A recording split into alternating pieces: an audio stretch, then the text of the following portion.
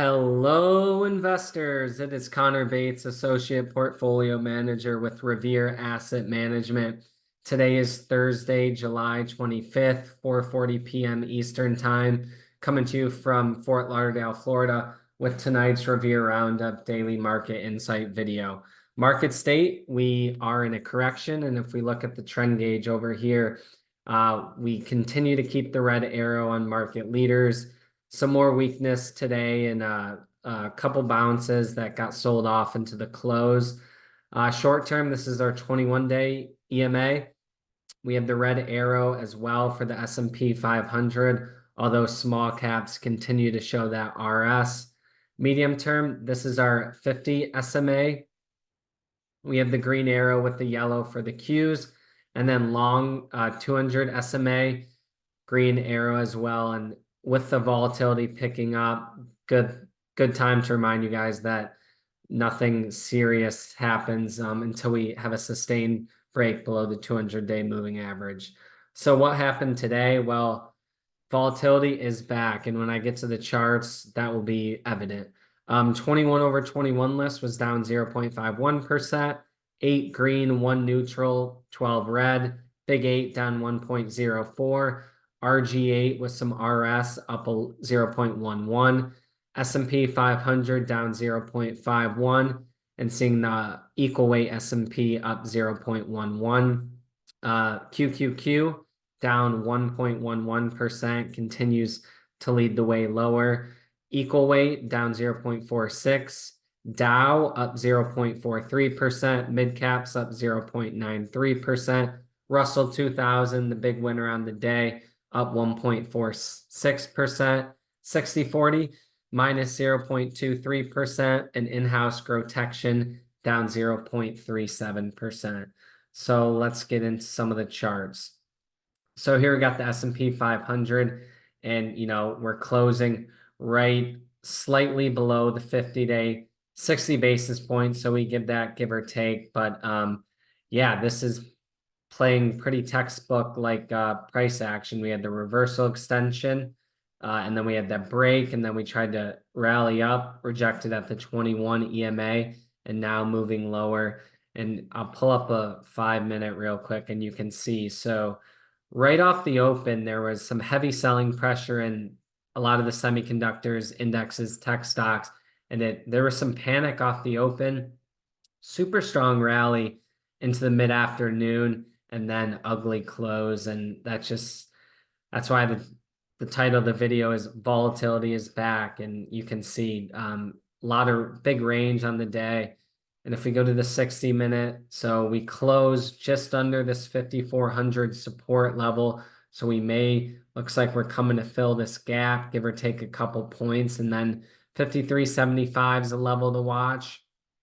We pull up the weekly, another level, bigger picture is this 21 week. We're about 2% above it for now, and that is at 52.92. QQQ leading to the downside again, and I'll just pull up intraday so you can see. I mean, it was heavy sell pressure off the open. Similar to S&P, we got that rally, but no buyers into the close. So yeah, the close is always important, and that usually has more weight. So that's not positive, especially after seeing some big rallies intraday just to give it all back into the close. So if we pull up the 60-minute, and one can argue you could say this is a 3 waves down. So this was the first wave down, little rally up, second wave down, little rally up, and here we have this third wave down. And one thing to note is the 60-minute stochastic's pretty buried. So that's something. And if can't get back above this 50-day, this 450, which was the top of the base, this could be a level of support, but this daily stochastic is resetting. So a lot of different things, right? Oversold short term, but we are breaking some key levels. So we're keeping an open mind. And then another key level to key in on is this 21 week. This is 454.84, about up 0.8% above. So if that comes in test, we'll watch to see if that can hold. Dow Jones tried to get back above this 40,000 level and closing lower. Mid caps. The mid caps, the RG8. This is where all the strength is in the market. Closed the day up 0.9%, and this is forming a strong flag here. Like the way this area of the market's looking. Russell 2000. This is pretty bullish flag here. Big move up, surfing that 8 EMA and building the flag here. So definitely this is where more of our focus is on, and this is where all the relative strength is. And you can see this relative strength line. If we look at the weekly, this just broke out of a big stage one base. So expectations are for this to continue higher, but you never know if the NASDAQ keeps leaking off. May be tough for this to hold up. So the VIX volatility is back, and this closed. It hit 19.3 high a day, right around that, almost getting to that 20 level, cooled off as the indexes started to ramp and then rallied back into the close. So we keep keying in on this as a gauge. And, if this starts to get above 20, then we may start seeing some big moves in stocks and the indexes. The dollar, not a ton of movement coming back into this 200-day. A rejection would be positive. Gold. So even with the dollar barely up, this had a failed breakout out of the base. And I've mentioned this, the whole team's mentioned this. Commodities, gold, silver, oil, these are not the best things to buy on strength, right? If you would have bought this breakout, shot right back down and closing below the 50-day. And something we track, this is the COT data, this is the commitment of traders, and the positioning there is showing future traders are heavily long. So that's definitely not something you want to see from a contrarian standpoint. Gold stocks, again, failed breakout, coming back into this 50-day. Silver, big gap down, trading below all key moving averages, RS lines going straight down, not an area that we'd want to be right now. Bitcoin holding up relatively well, down 1.58%, carving out this double bottom base. There's a Bitcoin convention later today or tomorrow. So that's something to keep an eye on if it's going to be a sell the news event or whatnot, but overall acting pretty well. BND, total bond, up, just consolidating here. TLT sitting at all the moving averages stacked right on top of each other. 30-year, again, just stacked right on these moving averages. See if this has a range expansion in the coming days. And 10-year TNX just kind of consolidating, going sideways. Not a ton of movement. So let's pull up the the tape. So, like I mentioned, we're still in a correction. You can see on the chart, stochastics are hooking down. And what we're looking for to get bullish is, first of all, we need to see leaders start acting better. And then the first step would be reclaiming the 21 EMA. And I'll just bring back the S&P chart real quick.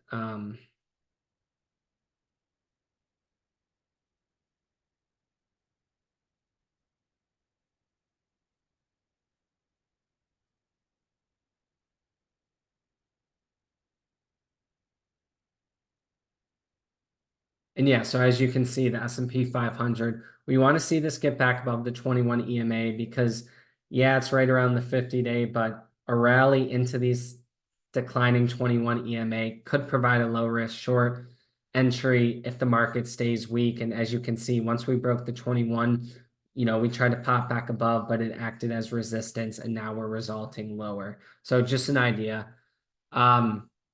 This morning we had some GDP numbers come in and below expectations. And then the big one tomorrow is we have the PCE monthly inflation data. Day count down to 3 days below the 8 EMA, 2 days below the 21 EMA. And, with how the market's acting, our expectations are negative. And sector-wise, oil was strong today. Oil, energy, regional banks, biotech, home builders, those rate-sensitive sectors that we've been that we keep mentioning. They continue to hold up well. Commodities very weak, silver, gold, uranium, and semiconductors all showing weakness on the day. So in-house, only one trade today. We took a starter in FAS. This is the levered ETF for XLF, and that brought our adjusted beta up to 0.71 from 0.65. So bottom line, the volatility returns in a big way. And like I showed on that intraday chart, seeing a seesaw session back and forth. So let's get into some charts.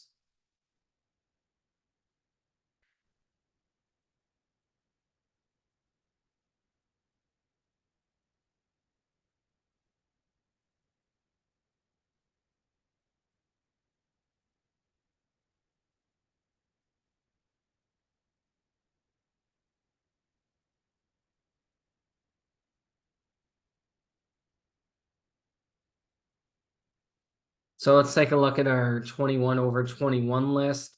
That's a good gauge to see. We have a broad range of names and sectors, so this gives us a good gauge for the market. IoT, this one's holding up pretty well. Closed the day up 4.8% and looking to break out of this flat base.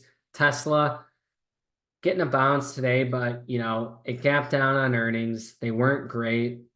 This has been a laggard all year long. So we're watching this, and potentially weak rally into the 21 day could provide a low risk short entry and relative strengths dwindling.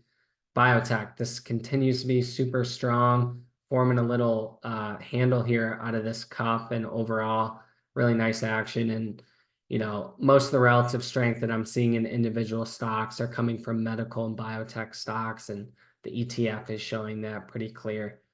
Home builders, ITB forming a flag here, similar to the other rate sensitive sectors, and we'll just key in on some like individual home builder names. Toll Brothers looks the same. PHM, KBH, this whole group looks great and definitely something we're focusing on. ARC, this was weak the last couple of days, but trying to bounce a little bit. You have all the moving averages right stacked, so see if this wants to make a move and if it can sustain the trend. Some of the losers, Coinbase, this one continues to be very volatile, closed below the 50-day, and it just can't get over this 265 level. And one thing I noticed today that I thought I'd bring up is this is awfully similar to this SMCI base. It was right here. Tons of frustration, tons of failed breakouts, failed breakdowns as well, and just a big trading range. And then once it had earnings, that catalyzed the move higher. So that's a precedent that could be playing out here. And they obviously have earnings in 7 days, but this is also very dependent on how Bitcoin's acting. ISRG gapped up on earnings and giving it back. Weatherford was looking great, but not anymore, and closing back below the 50-day. And then GDX, which I showed, and GLW was strong after the earnings and had day 2, day 3 higher high, but coming back in. And that's something you're going to see. The environment is always just as important, if not more important, because in any market you can find good looking charts with good fundamentals, but you really have to take into account what's the market environment. And this is a good example. If the market, if the market was acting stronger, this stock may act differently, but with the market pulling in, it's hard for some of these names to hold up. So some other notable moves on the day. ServiceNow, classic CAN-SLIM breakout on earnings, had a 369% above average volume, breaking out through this 815 high of the base, multi-month base on huge volume with a good 32% increase in earnings. And maybe this brings some more fire into the software sector. And on the weekly, this is breaking out of a really nice base. So this is on watch for continuation. Some other things. RTX, this is Raytheon, RS line new high, breaking out of a base on earnings. And we're seeing some strength in aerospace and defense names. LMT is a big one. It's broke out of this big base and 3-day higher high. So those are the leaders. NOC is another one, but this is just gapping into a lot of overhead supply. But you never know, maybe the price action in these aerospace and defense stocks are sniffing something out that's going on geopolitical wise, but we'll have to see. And then one blow up after hours, DXCM. This one is down 35% after hours on earnings, and that's no good. So it's a good reminder that any stock can do anything going into earnings, and that's why it's always important to have your stops and know if you have a big enough cushion to hold into the earnings.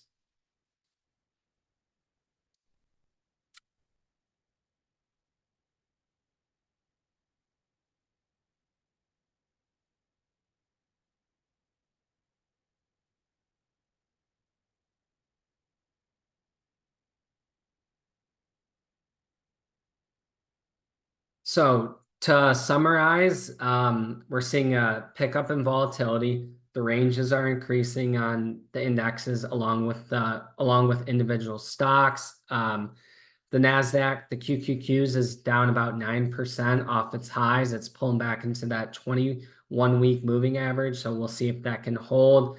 The S&P is right at the 50-day, so we're looking for that to reclaim and then get back above the 21-day. And then we're keying in on the sectors and the areas of the market that are showing relative strength, that small caps, mid caps, regional banks, biotech, home builders, select few real estate names, and they continue to show that that's where the money's flowing. And to conclude, I'll just pull up NVIDIA. We can all agree this is probably the true market leader, and this filled this gap and put in a strong bar, but still below the 50-day. So if this gets back up into the 50, 21-day, we'll see if that can wedge pop, or that may act as resistance and this could fall lower, and that will be a big tell for the rest of the semiconductor stocks, along with overall tech, as this usually leads. So this is a good one to keep on your radar. And we do have that daily stochastic reset. So a lot going on, a lot of volatility. We're taking it day by day and listening to what the market is telling us. And so, yeah, that's going to wrap it. As I always like to hear from you, my email is connor@revereasset.com, and you can reach out to Dan and Don at revereasset.com. Phone is 855-REAL-WEALTH. That is 855-732-5932. And if you're interested in becoming a client, please reach out. And with that, I'll wrap it for Thursday, July 25th. This is Connor Bates with Revere Asset Management, telling it like it is. Thanks for listening and have a great day.